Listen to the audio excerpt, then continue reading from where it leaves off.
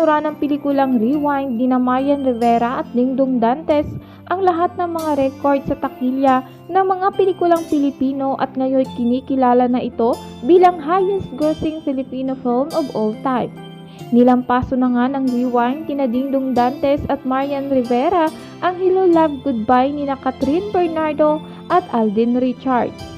Ayon sa Star Cinema, umabot na sa 889 million pesos ang running total worldwide gross ng Rewind nitong Biyernes, January 6, 2024. Nilagpasan na nito ang Hello Love Goodbye na may 880 million pesos na kabuuang kinita noong 2019. At ayon sa ulat ay patuloy pang tataas ang record ng naturang pelikula dahil showing pa rin ang Rewind over 270 cinemas sa Pilipinas, UAE, USA, Canada, Australia, New Zealand, Singapore, Guam at Saipan.